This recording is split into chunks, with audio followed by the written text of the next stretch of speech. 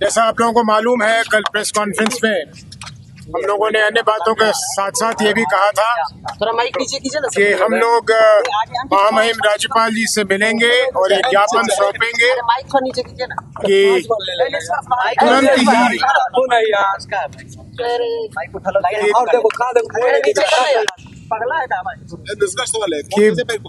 कि बिना विलंब के हमारे महामहिम राज्यपाल जी को हमारे राज्य के उप मुख्यमंत्री श्री सम्राट चौधरी जी पर एक्शन लेना चाहिए, उन्हें बर्खास्त करना चाहिए, क्योंकि जिस संगीन अपराध में वो फंसे हुए थे और जिस गलत ढंग से अपने उम्र को कम दिखाकर वो बाहर निकले हैं, ये हमारे संविधान के लिए एक मजाक बना हुआ है। और इसी संदर्भ में हम लोगों ने समय मांगा था महामहिम राज्यपाल जी से, समय हमें मिला था, लेकिन हमें बहुत खेद है कि अभी जब हम गए तो हमसे राज्यपाल जी नहीं मिले, लेकिन उनके जो मुख्य सचिव हैं या जो भी उन प्रधान सचिव हैं वो हमसे मिले। हम लोगों ने अपना ज्ञापन सौंप दिया। ज्ञापन के साथ साथ उन्हें एक प्रति वो भी दे दी जो पत्र हमने, जैसा कल कहा था, हमने आदरणीय प्रधानमंत्री जी को भी लिख के भेजा है। उनसे भी मांग किया है कि वो तुरंत इसकी जांच करवाकर जो उचित कदम है वो उठाएं। और जैसा हम लोगों ने कल कहा था, फिर उसे दोहरा दें कि अगर हमें निराशा प्राप्त होगी प्रधानमंत्री जी के यहाँ से और महामहिम के यहाँ से, तो फिर शीघ्र अतिशीघ्र हम लोग न्यायालय का दरवाज़ा भी खटखटाएंगे, क्योंकि ये बिहार के साथ ही नहीं, ये पूरे देश के साथ, हमारे देश के संविधान के साथ एक बहुत क्रूर मजाक है कि ऐसे व्यक्ति हमारे राज्य के उप मुख्यमंत्री बने हुए हैं। और हैरानी इस बात की है कि शायद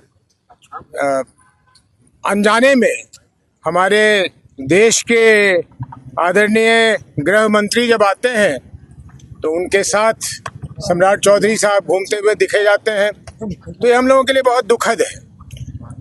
कोई प्रश्न? नहीं, राज्यपाल ने समय दिया था मिलने के लिए। जी, समय दिया, नहीं मिले।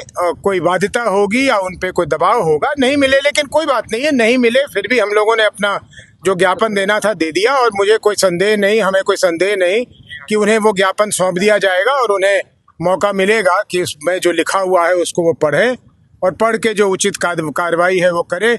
नहीं करेंगे तो जैसा हमने कहा कि फिर हम न्यायालय का दरवाजा खटखटाएंगे। तो सबसे मिलते हैं, आम खास सबसे, आपसे क्यों नहीं मिले? चलिए, हो सकता है कि हम लोगों में कोई और ज्यादा खास बात हो कि नहीं मिलना चाह रहे हो, तो कोई बात नहीं है। ज्ञापन शिल्पीराज मामले को भी लेकर जी नहीं, ज्ञापन में हमने सिर्फ जो मांग किया है वो किया है। सरकार कुछ इस पे लेगी? इस सरकार से तो उम्मीद नहीं है, लेनी तो चाहिए, लेकिन हमें केंद्र की सरकार से बहुत भरोसा है, केंद्र की सरकार पर भरोसा है।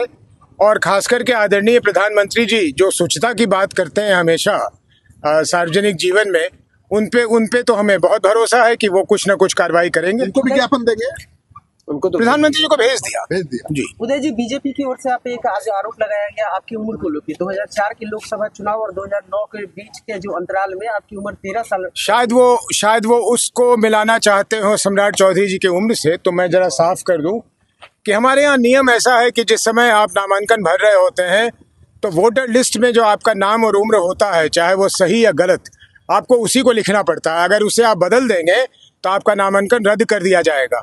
और अब ये ठीक है या गलत, लेकिन नियम ये है या प्रावधान ये है कि उस नामांकन पत्र के साथ आप कुछ संलग्न भी नहीं कर सकते हैं कि भाई मेरी उम्र इतनी है या इतनी है, उसको आप ठीक भी नहीं कर सकते। लेकिन उम्र कोई गलत लिखे, ज़्यादा बढ़ा के लिखे या कम लिखे, उसके पीछे कोई मोटिव होना चाहिए। तो उदय सिंह को 44 या 54 या 64 लिखने में उनके लिए कोई उसमें लाभ और हानि का सवाल नहीं था। मुझे कोई कॉम्पिटिटिव एग्जाम नहीं देना था जिसमें मैं अपना उम्र कम कर दूं तो मैं कॉम्पिटिटिव एग्जाम में बैठ जाऊं, या कहीं मुझे कुछ प्राप्त नहीं करनी थी। तो जो जिस समय वोटर लिस्ट में था वो मैंने नामांकन पत्र में दे दिया। अपने को नाबालिग साबित नहीं करना था? नहीं, नाबालिग साबित नहीं करना था, कहीं भी एडमिशन नहीं लेनी थी, कहीं जाना नहीं था और जेल से बाहर भी नहीं निकलना था।